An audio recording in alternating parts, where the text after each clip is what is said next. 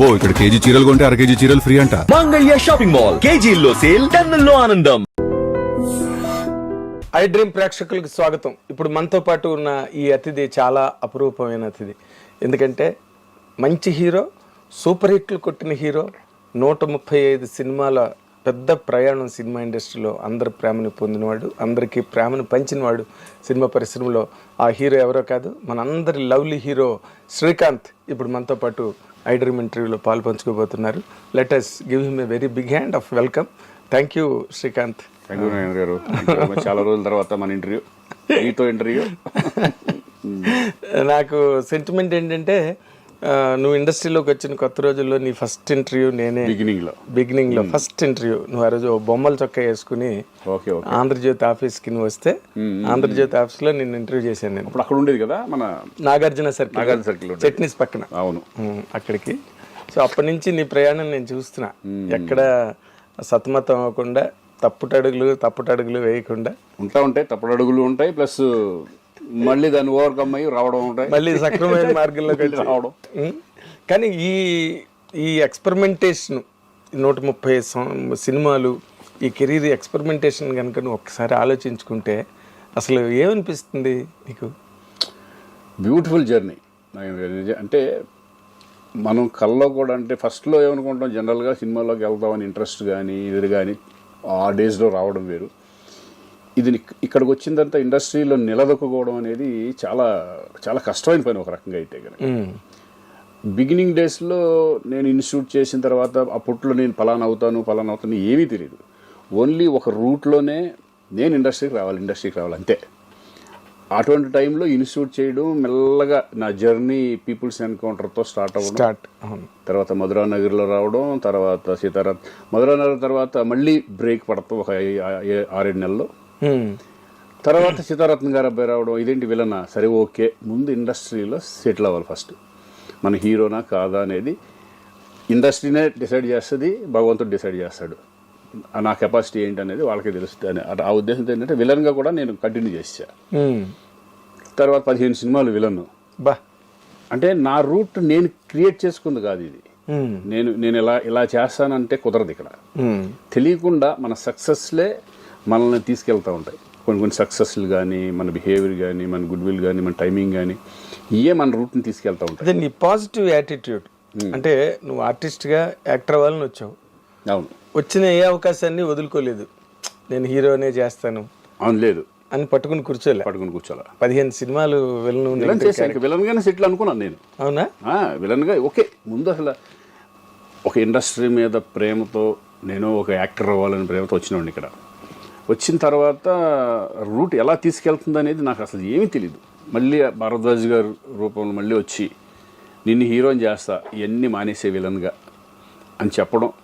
తర్వాత నేను సరే ఆయన మీద నమ్మకంతో 1/2 ముందే అన్నీ ఫినిష్ చేసుకుని కూర్చున్నాం 2 నెలలు 3 నెలల్లో. కూర్చున్న తర్వాత ఆయన అనుకున్నట్టే నేను జేడి చక్రవర్తి ఇద్దరు హీరోలుగా స్టార్ట్ అయింది. అక్కడ నుంచి వెనక్కి తిరిగి చూసుకోవాలి నేను. మళ్ళీ అదే బ్యానర్లో దొంగరాస్కల్ సినిమా రావడం. అవును. ఇక సోలోగా మెల్లమెల్లగా అలా ఆమె, పెళ్లి సందడి, ఆహ్వానం, ఎగిరే పౌర్ణ, వినోదం, ఇలా కంటిన్యూస్ ఫిల్మ్స్ రావడం. It's God grace. మంచి హిట్స్ పడ్డాయి. గాడ్ గ్రేస్, చాలా మంచి హిట్స్. అంటే ఆ మొదట్లో అసలు నీకు ఏ గైడెన్స్ లేదా ఇండస్ట్రీలో? అసలు ఏం లేదు, ఎవరు తెలియదు. ఇండస్ట్రీ ఎలా ఉంటుందని కూడా తెలియదు నాకు. ఫిలిం ఇన్స్టిట్యూట్ చేయడం వలన కొంచెం నాలెడ్జ్ ఏంటంటే కెమెరా ముందు భయపడకుండా నుంచోవడం, కొన్ని చిన్న ఈ తప్పితే ఇండస్ట్రీ పీపుల్ నాకు తెలియదు. ఇండస్ట్రీలో ఎవరు పరిచయం లేదు. నాకు చాలా మొహమాటంగా ఉండేది. ఎక్కడికి కంపెనీల చుట్టూ తిరిగేవాడిని కాదు, ఏం కాదు. ఊరినెల అట్లా ఒక సినిమాని బట్టి సినిమా అట్లా వచ్చేసింది తప్పితే no guidance, nothing. Godfather nothing, ఏమీ లేదు. గాడ్ ఫాదర్ అంటే ఒక రకంగా ఏకలవ్య శిష్యుడు అంటారు చూడు, అభిమానిగా చిరంజీవి గారి ఇన్స్పిరేషన్తోనే వచ్చినాడు కాబట్టి ఆయన్నే ఒక గాడ్ ఫాదర్ లాగా గడుపు. అదేలే, అంటే ఎదురుగుండా ఉన్నా నువ్వు వెళ్ళి కలవలేని గాడ్ ఫాదర్.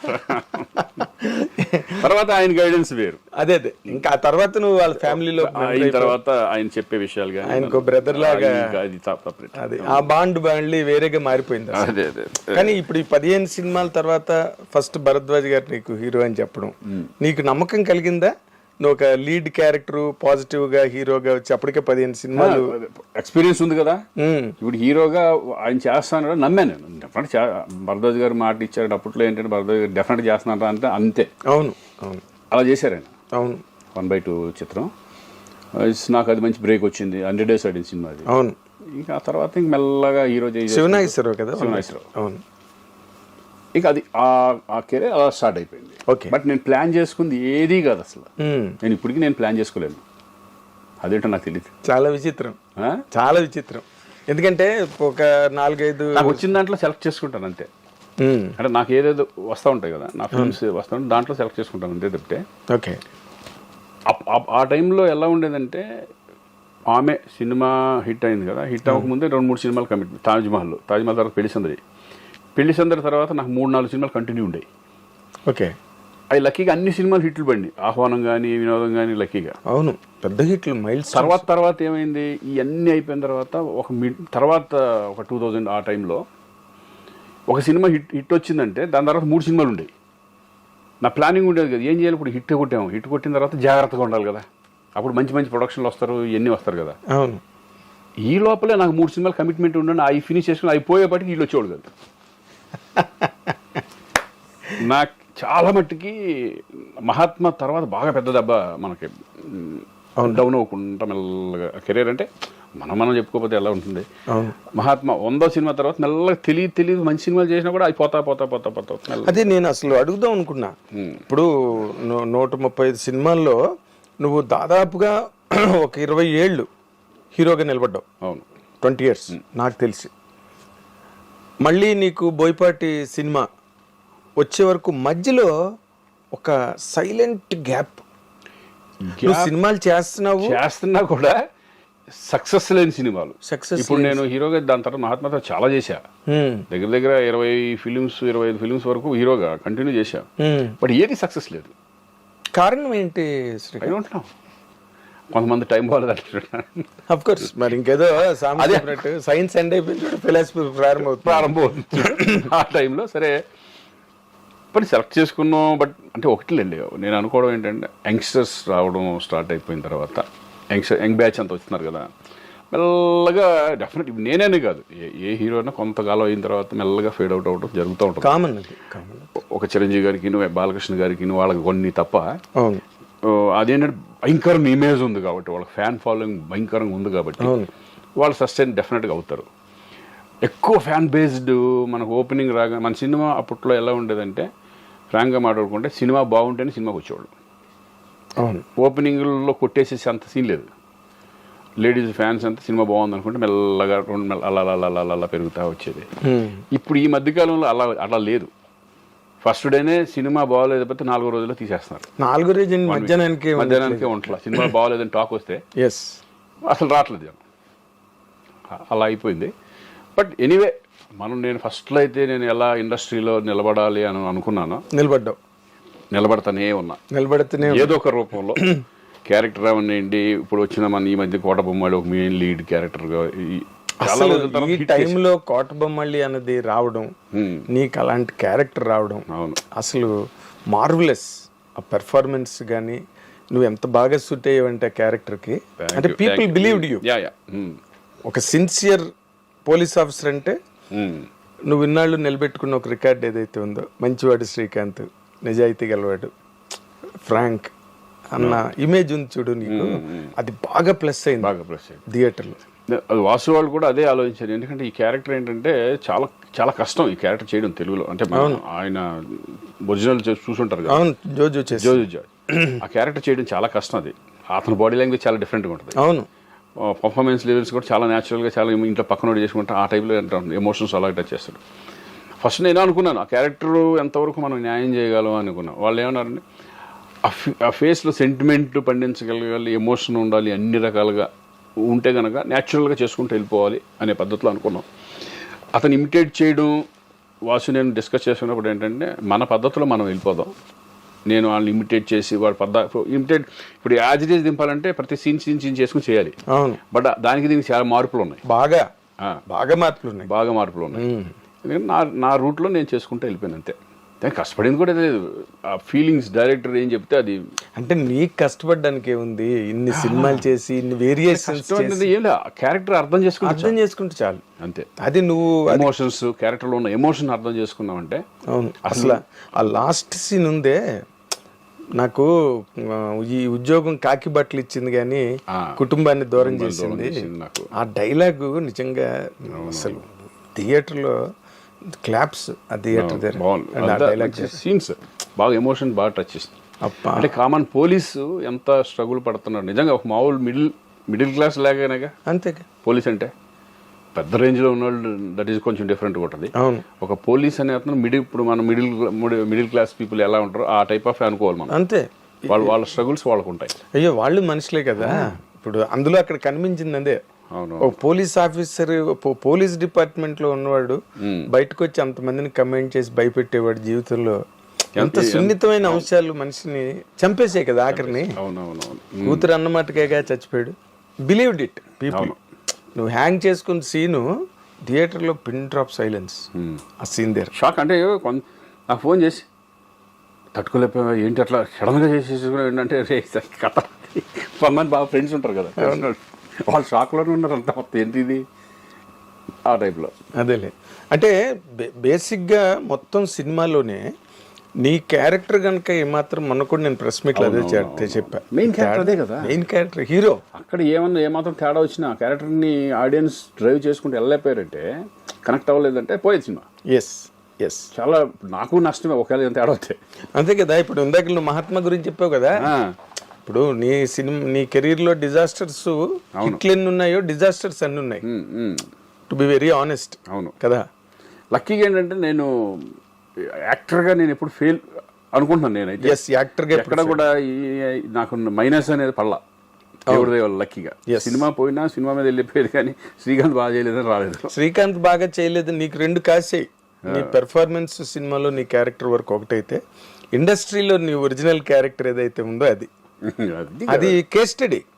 తర్వాత ఇప్పుడున్న జనరేషన్ వాళ్ళకి ఎట్లా మూవ్ అవ్వాలి, ఎట్లా మెయింటైన్ చేయాలి రిలేషన్స్, అవన్నీ సినిమా చూసే కాదు, అవి ఇంపార్టెంట్ చాలా. ఎందుకంటే ఇండస్ట్రీలో ఓన్లీ సక్సెస్ ఒకటే కాదు, సక్సెస్లు వస్తాయి, ఫెయిల్యూర్స్ వస్తాయి, కానీ మనిషిగా నిలబడాలి.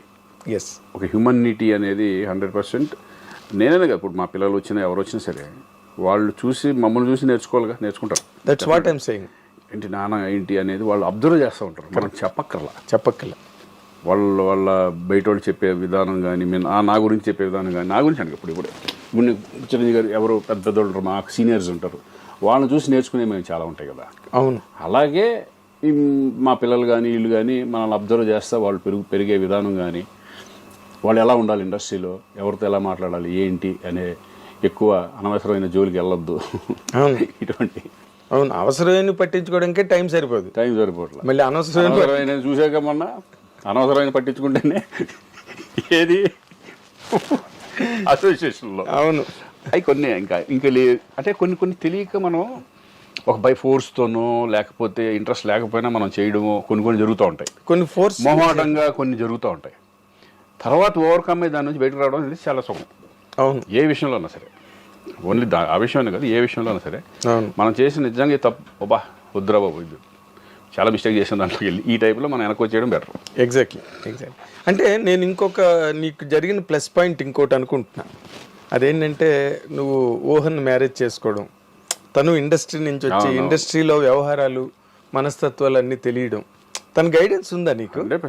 అంటే గైడెన్స్ షేర్ చేసుకోవడం, మాట్లాడు. ఇప్పుడు నా మెంటాలిటీ నచ్చి తన మెంటాలిటీ నచ్చి మేము మ్యారేజ్ చేసుకున్నాం. బట్ ఏంటంటే సినిమాలో కథలు ఏంటంటే తను అసలు ఏమి, అవును, తనకేం లేదు. ఒక్కటే ఏంటంటే నేను షూటింగ్ నుంచి వచ్చిన తర్వాత ఇంట్లో ప్రశాంతంగా ఉండాలి. అది ఇంట్లో ఉంది హ్యాపీ మనకి. అంటే ఎక్కువ వేరే వాటిలో ఇన్వాల్వ్మెంట్ కానీ వీటిలో కానీ సినిమా సంబంధించి అవన్నీ తనకి ఏమి ఉండదు. నాకు ఇంటికి రాగానే పీస్ఫుల్. తను అంతా పిల్లలు.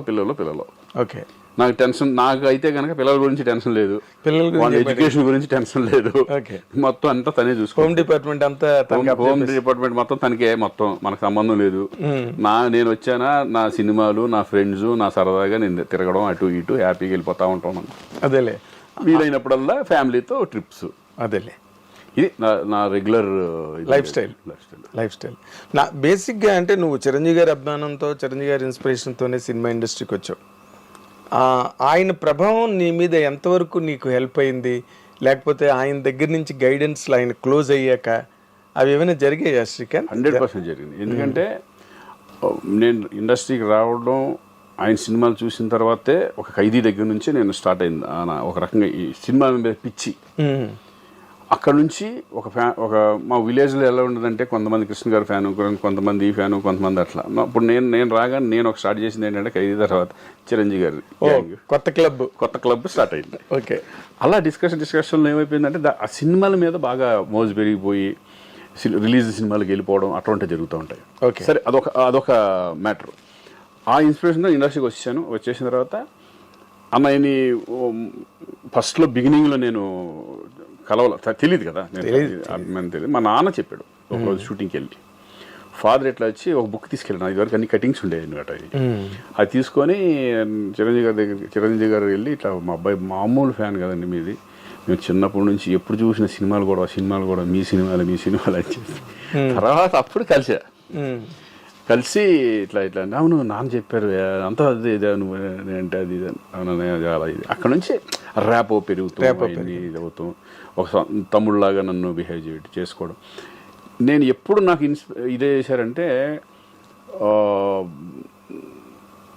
మధ్యలో ఒక 7-8 సినిమాలు పెద్ద బ్యానర్లో సినిమాలు ఫ్లాప్లు, యావరేజ్లు ఫ్లాప్లు, అంటే సూపర్ హిట్లు లేవు. ఒక 7 సినిమాల వరకు. ఓకే, వాళ్ళు డిప్రెషన్లోకి వెళ్ళి, అంటే అప్పటి వరకు సక్సెస్ చూసినాడు కదా. అవును కదా, సక్సెస్ చూసి సడన్గా ఏంటిది డౌన్ఫాల్ స్టార్ట్ అయిపోయింది. మొత్తం టప్పు పోతున్నాయి అన్ని పెద్ద బ్యానర్లు మళ్ళీ. ఓకే, ఏంటి ఇట్లా పోతుందని ఫుల్ డల్ అయిపోయాను, బాగా డిసప్పాయింట్ అయ్యాను. అన్నయ్య 3 నెలలు కలవపోతే ఇప్పుడు కలిసేవాడు కదా, రెగ్యులర్ కలుస్తూ ఉండేవాడు. ఏంటి ఏమైపోయాడు శ్రీకాంత్ అని కౌరవ్ ఇచ్చారు. ఇట్లా అర్జెంట్గా శ్రీకాంత్ చిరంజీవి గారు రమ్మంటున్నారని. అప్పుడు అన్నపూర్ణ స్టూడియోకి అక్కడ సార్ జరుగుతుంటే వెళ్ళా. ఆఫ్ చేసే షూటింగ్ 1 గంట లేట్గా వస్తానని చెప్పమన్నాడు అని చెప్పి రూమ్లో కూర్చొని ఏంటి అసలు నీ ప్రాబ్లం ఏంటి అని చెప్పుకుంటూ వచ్చాను. ఏది ఇట్లా ఏం లేదన్నా ఇట్లా వేస్ట్ ఇంకా ఇండస్ట్రీలో మనం వెళ్ళిపోదాం అనుకుంటున్నాను, పట్టు పోయిన పిచ్చోడా అని చెప్పి ఆయనకి జరిగిన ఇన్సిడెంట్లు కానీ ఆయనంత ముందు కానీ చాలా చెప్పుకుంటారు. మనం ఇండస్ట్రీలో రావడం వరకే. ఇప్పుడు నేను మెగాస్టార్ అయిపోతానని రాలా ఇక్కడికి. మన కష్టాన్ని నమ్ముకుని వచ్చాం, కష్టపడతానే వెళ్దాం, రూట్ అదే తీసుకెళ్తూ ఉంటుంది. ఎటన్నా తీసుకెళ్ళి నువ్వు ఇండస్ట్రీకి రావాలనుకున్నావు, వచ్చావు కదా. అవునన్నా, కానీ ఆయన చెప్పిన పాయింట్లు నేను తర్వాత ఆలోచించాను నిజంగా. అంటే సక్సెస్కి ఫెయిల్యూర్స్కి ఆ రోజు నుంచి నాకు స్పందన ఒక స్పందన. ఓకే, ఒక సక్సెస్ అయిందని పోయి సంకల్ప ఉద్దేశం నీకు లేదు, కృంగిపోవడం లేదు. ఓకే, నవ్వుతా, హ్యాపీ లోపల. హ్యాపీ లేకుండా ఉండదుగా. సక్సెస్ అయినప్పుడు హ్యాపీగా ఉంటుంది, ఫెయిల్ అయినప్పుడు ఏంటంటే చిన్న లోపల ఉంటుంది కానీ పించి ఉంటుంది కదా. Okay, this the part of life. మన లైఫ్లో మనం సక్సెస్ ఫెయిల్యూర్స్ మనం చాలా చూస్తూ ఉంటాం. లైఫ్ ఎప్పుడు ఒక రకంగా ఉండదు. ఈ రోజు ఒక రకంగా ఉంటే రేపు ఒక రకంగా ఉంటుంది, రేపు ఒక రకంగా ఉంటే ఇంకొక రకంగా ఉంటుంది. ఇది అలవాటు చేసేసుకున్నాను. అది మాత్రం ఆయన గైడెన్స్ మాత్రం అది ఒక లైఫ్కి సంబంధించిన గైడెన్స్. అది general not only cinema general life ఎలా ఉంటుంది అనేది ఆయన ఎంత అవగాహన చేసుకుని, అదే ఆయనకి ఎంత నాలెడ్జ్ ఉంటే అలా చెప్పగలరు. అవును, నన్ను ఆ రోజు నుంచి మార్చేసింది. ఏదన్నా సరే స్టబన్, అందుకనే హ్యాపీగా అసలు డిప్రెషన్ లేదు, తొక్కలేదు, ఏమీ లేదు. పోతా ఉంటామే, పోతుంది. అంతే కదా. ఇప్పుడు మనం ఉన్న రోజులు హ్యాపీగా ఉండటమే కావాలి. ఎగ్జాక్ట్లీ. ఇప్పుడు మనం పోయిన తర్వాత 10 సంవత్సరాల తర్వాత ఎవడో గుర్తుపెట్టుకోడు. అవును, మన సినిమాలు ఏంటనేది తెలీదు. ఎస్, ఏదో ఉంటాయి, రామారావు గారు అలా ఒక లెజెండ్స్. అట్లీస్ట్ ఇండస్ట్రీలో నాకు ఒక పేజీ ఉంది, మనం ఇన్ని సినిమాలు చేసామని ఒక తృప్తి ఉంటుంది కదా. అవును, బతిక హ్యాపీ బతకాలి అనేదే నా ఇది. అవును, ఇప్పుడు కృష్ణ గారు ఆయన సినిమా పోతే ముందు ఆయనే చెప్పేవారు నా సినిమా ఫ్లాప్ అయ్యా అని. డైరెక్ట్గా పోయిందంటే ఇదంతా చెప్పాను అప్పుడే. ఎన్ని ఎంత ప్రాంక్ అంటే అని అంత మంచి పేరు, సూపర్ స్టార్ కృష్ణ గారి లాగా ఉండాలని ఎంతో మంది కోరుకుంటారు మనసు. అవును. తర్వాత ఇంకోటి ఆయన చేసిన ఎక్స్పెరిమెంట్లు కానీ సాహసాలు కానీ ఎవడి వల్ల కాదు. అలా చేసి కూడా మళ్ళీ ఇంకా ఆయన ఆ జనరల్ టెంపర్మెంట్ పోతే పోయింది అన్నట్టుగా ఉంటాడు తప్పితే దాని గురించి క్షణం కూడా ఆలోచించరు ఆయన. Daring and dashing. ఇప్పుడు జనరల్గా హిట్ వస్తే ఎవరికి వాళ్ళు మా జడ్జిమెంట్ కరెక్ట్, మేము పర్ఫెక్ట్ అని అనుకుంటారు. ఫ్లాప్ రాగానే ఎవరో ఒకరి మీదకి ఆ రైటర్ సరిగ్గా నేను చెప్పాను ఆ సీన్లు వద్దని, లేకపోతే డైరెక్టర్ అది కరెక్ట్గా చేయలేదు అని పక్క వాళ్ళ మీద తోసి కొంతమంది ఉంటారు. బట్ నా విషయంలో ఏంటంటే నేను డైరెక్టర్నే నమ్ముతా. నేను చాలాసార్లు చెప్పాను వాడు hit or flop because of సబ్జెక్ట్ని డీల్ చేసే విధానం డైరెక్టరే, మెయిన్ డైరెక్టరే. ఇప్పుడు మనం ఇప్పుడు షార్ట్ పెట్టారంటే ఆ షార్ట్ అందంగా ఉందా లేదా, విజువల్ ఎలా ఉంది, ప్రతి ఆ షార్ట్కి ముందేంటి వెనకాలేంటి, ఆ ఎక్స్ప్రెషన్స్ ఎమోషన్స్ ఏంటి అనేది చూసుకునే డైరెక్టరే. ఓన్లీ పర్ఫార్మెన్స్ లెవెల్ వరకే మనం వెళ్తాం, కథ వింటాం. అవును, కథని ఓకే బాగుంటుంది అనుకుంటాం. కొన్ని సినిమాలు సక్సెస్ అవుతాయి, కొన్ని సినిమాలు ఫ్లాప్ అవుతూ ఉంటాయి. అది నేను డైరెక్టర్ మీద కూడా అదంతా టైం అంతే. నేను డైరెక్టర్ అనేది కెప్టెన్ ఆఫ్ ద షిప్, అతను చాలా ఇంపార్టెంట్. సినిమాకి డైరెక్టర్ అనేది వెరీ వెరీ ఇంపార్టెంట్. అదే కెప్టెన్ ఆఫ్ ది షిప్ ఆయన తర్వాతే మేమంతా.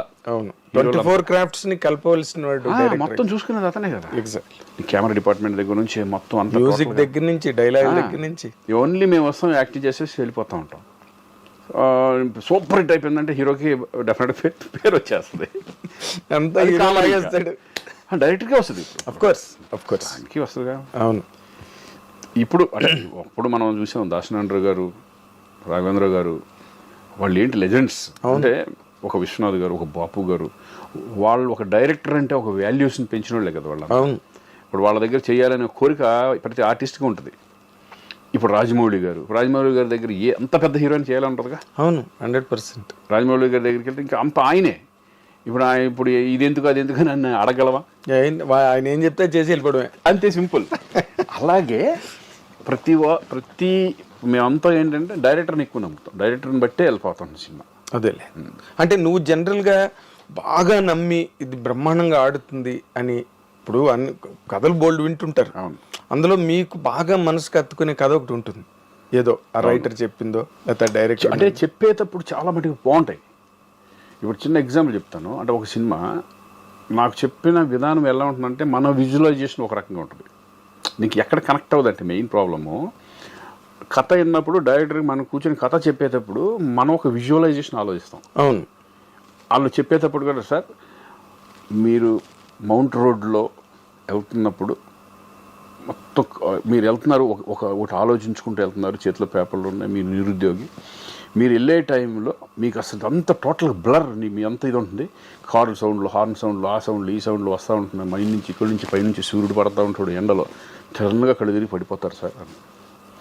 అది తీసుకెళ్ళి మనకు చెప్పేటప్పుడు మనం అలా ఊహించుకుంటాం కదా. అవును, అది తీసుకెళ్ళి జూబ్లీ హిల్స్ ఫుట్పాత్ పక్కన చెట్లు కింద నుంచి నడిపించి అక్కడ పడిపోతే ఎలా ఉంటుంది చెప్పు, మొత్తం ఇంపాక్ట్ జీరో అయిపోతుంది కదా.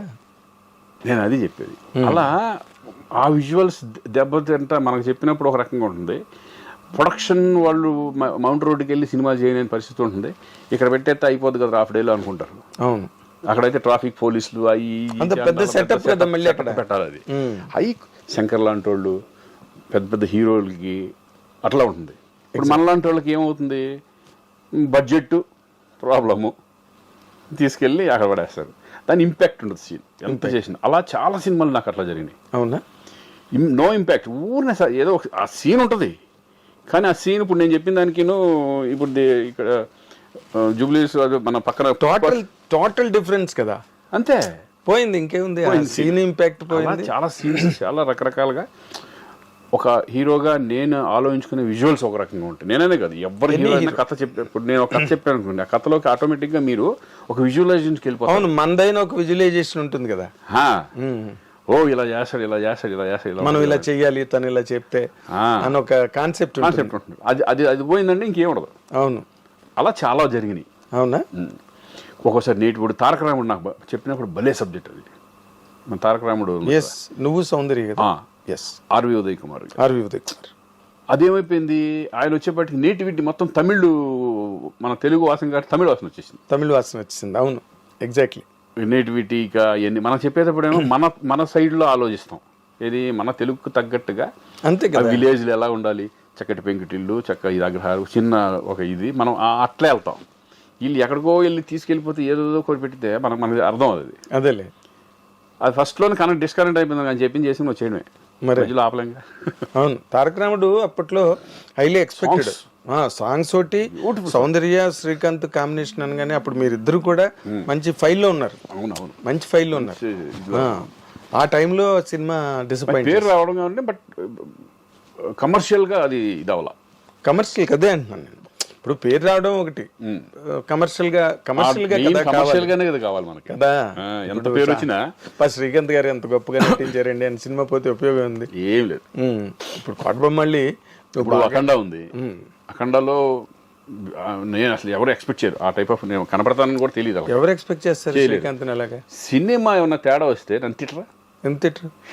ఇడికేం పోయగలం అసలు? ఇప్పటికే తీసుకెళ్లి శ్రీకాంత్ని పెట్టారు. సక్సెస్ అయింది కాబట్టి మనం అందరూ దాని గురించి ఎక్కువ మాట్లాడతారు. భలే పని చేశాడు, భలే ఉంది శ్రీకాంత్, డిఫరెంట్గా ఉన్నాడు అని. అవును, అది అన్ని తెలుసు మనకి. సక్సెస్ కాదు. ఇప్పుడు బోయపాటి నిన్న క్యారెక్టర్ కి సెలెక్ట్ చేసినప్పుడు what was your immediate reaction Srikanth? ఎందుకంటే నువ్వు నీ క్యారెక్టర్ కాదు అది.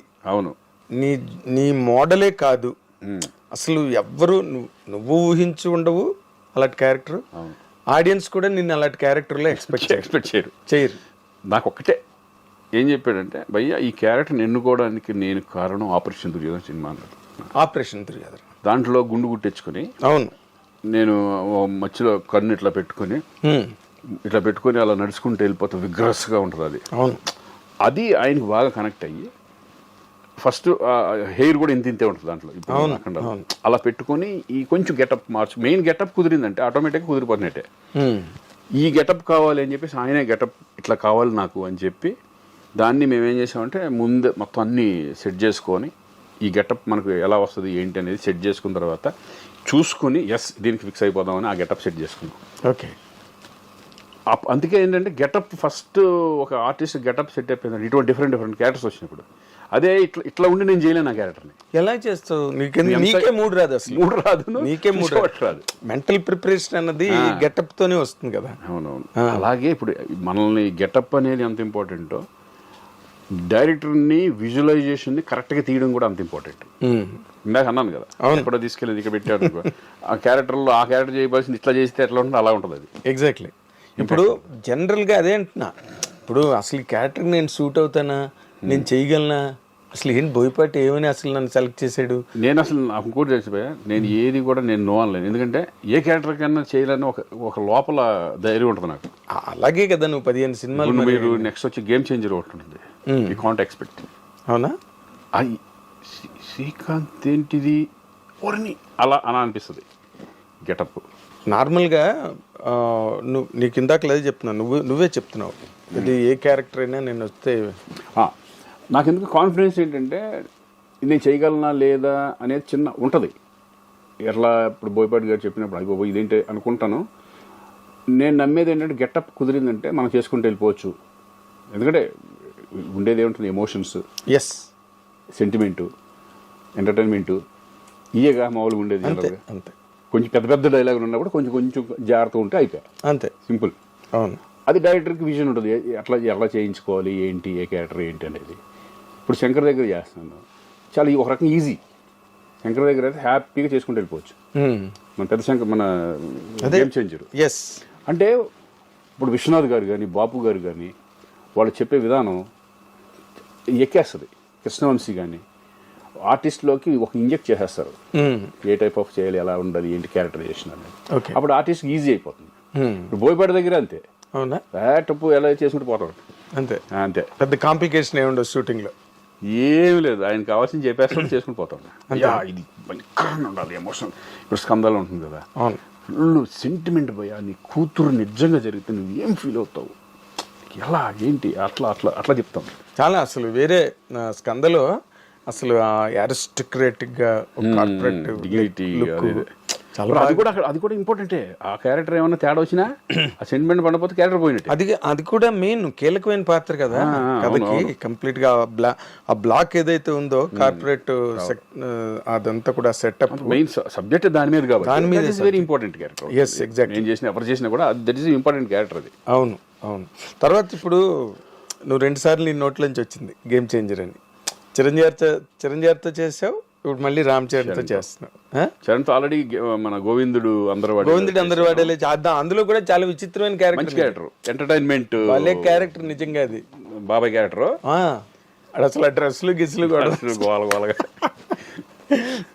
అటువంటి అంటే అవి ఛాలెంజింగ్ ఉంటాయి మనకి సరదాగా. అవునా? ఎంటర్టైన్మెంట్